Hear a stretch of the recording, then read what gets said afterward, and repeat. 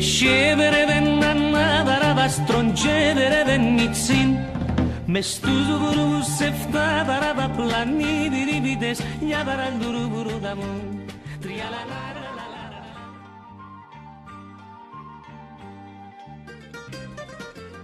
The location at which the Church of St. Lazarus is found today is very different to what it was in the medieval times and the more recent time periods. The town used to be sectioned off into three areas: the area of the salt lake of St. Lazarus or Salines, the area of the port of St. Lazarus or Scala, or marina location of the splendid church, and the area of the small town of Larnaca. All Byzantine texts referred to Byzantine Citium as being the episcopal see as early as the 4th century. If we are to go by the accounts of travelers, Cotovicus Huen, the town was known by the name Piscopia, Bisopric. The town's proximity to the area of the Salt Lake gave birth to the name Salines, which was used for the town itself and for its port.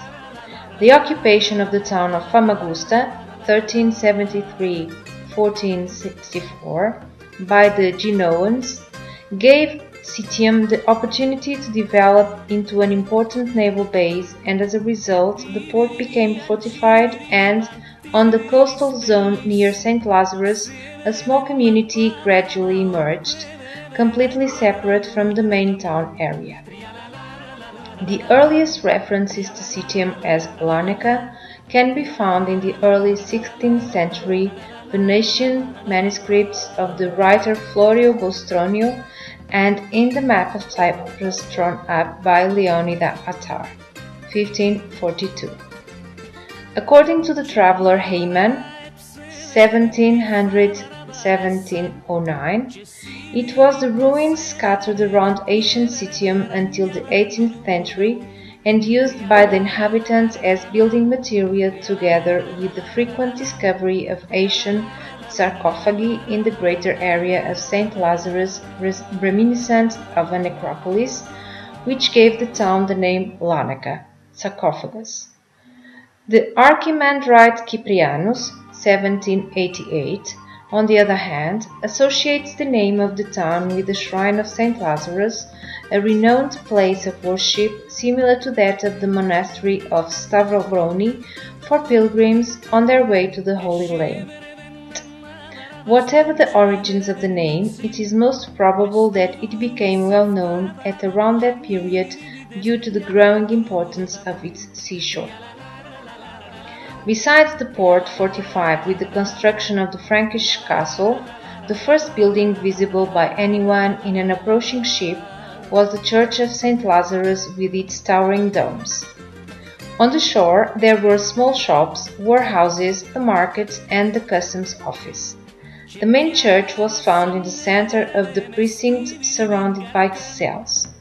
It has been concluded, after studying a plethora of accounts, that the eastern ground floor wing of the cells were rented to tradesmen, travelers, and craftsmen who arrived there by sea. There is no account which also places one of the three fountains of Scala in the precinct of the church. Latin monks at the monastery of Terra Santa in Larnaca extended equal hospitality to the Catholic visitors arriving in the town. The surrounding area of the monastery is described as barren with fields and olive trees. It was in this way that the Church of St. Lazarus became a hub of activity around which the Abba communities developed, promoted particularly by the arrival of European consulates in the town.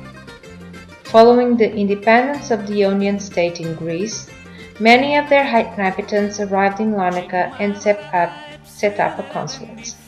It is possible that some of these Ionians were buried in the cemetery of St. Lazarus, as evidenced by the inscriptions found on some tombstones on the southern wall of the church.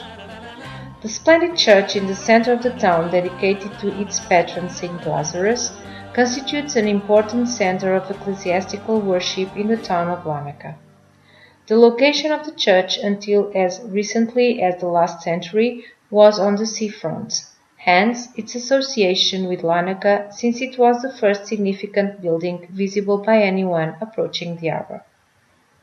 This is confirmed not only by the accounts of travellers, but also by medieval portolanos and maps of Cyprus. The present state of the church is the result of much restoration and reconstruction. There are no known accounts referring to the building of the first church. Limited excavations in the precinct and the interior of the church have uncovered seized graves and marble sarcophagi, verifying the numerous accounts which record their existence and confirming the view that the church was built on the site of an ancient cemetery.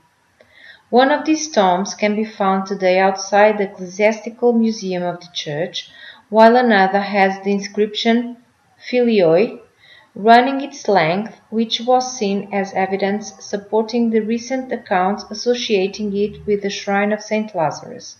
However, according to the Synaxarium, Constantinople biographies of saints, 12th-13th century, it bore in letters of a foreign alphabet the inscription, "The fourth day Lazarus and friend of Christ."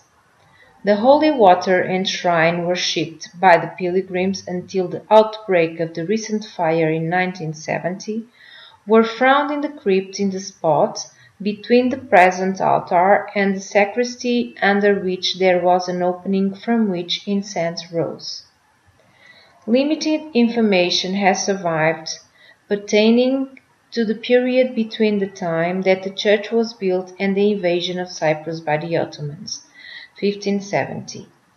According to some sources, it is very likely that the church was converted into a Catholic monastery during the period of Frankish rule on the island. Some travelers mention the existence of Minoritan monks.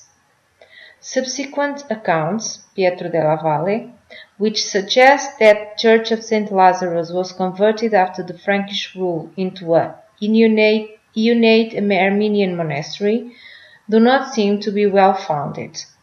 These accounts, it would seem, originate from references of some travelers, Pietro della Valle, 1625, to Armenian inscriptions on the exterior wall of the church, which are hardly visible.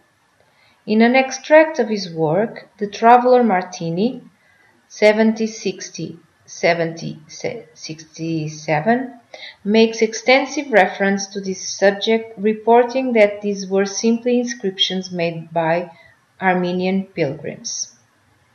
During Frankish rule, the southern portico was added, featuring Gothic architectural elements, cylindrical pillars with inherent capitals, Gothic gargoyles and crossed vaults, decorated with a pair of lions near the entrance of the church. As confirmed by the accounts of travelers such as Hans Bernhard von Eptingen, Alessandro Rinuccini, Pierre Barbatre, and an unknown Frenchman, it seems that the Church of St. Lazarus had suffered extensive damage or had remained derelict between the period August 1460 to August 1480.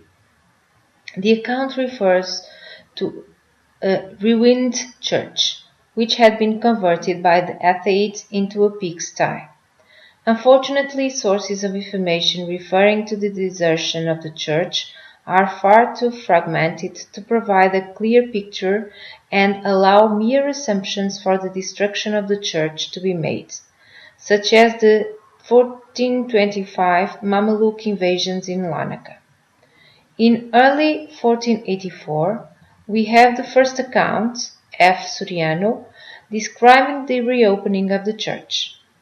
This does not necessarily mean that it underwent renovation work and restoration of the damages, as St. Lazarus is being mentioned again as ruined church by some travelers in later years. Huon, 1487, G. Affagard, 1534.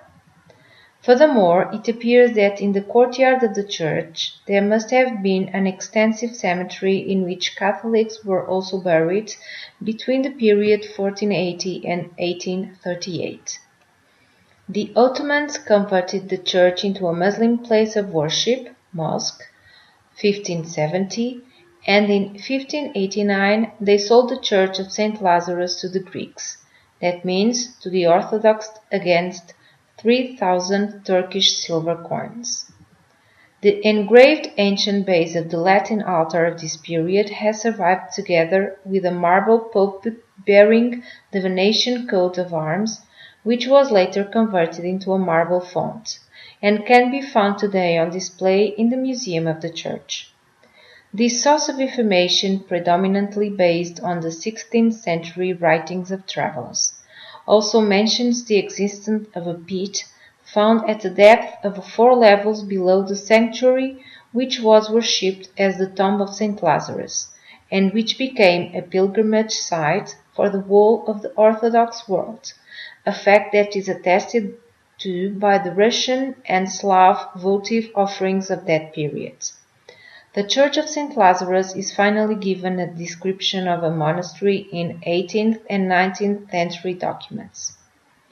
On the exterior side of the southern wall of the church, there are tombstones inlaid as early as in the 19th century, which were transferred from the site of a cemetery, while above the south entrance of the church there is a secular stone bas-relief of a double-headed eagle and a fish. This appearance of the Church of St. Lazarus, with the courtyard surrounding the church and the monumental eastern gateway, survived until the early 20th century as shown in photographs taken during that time.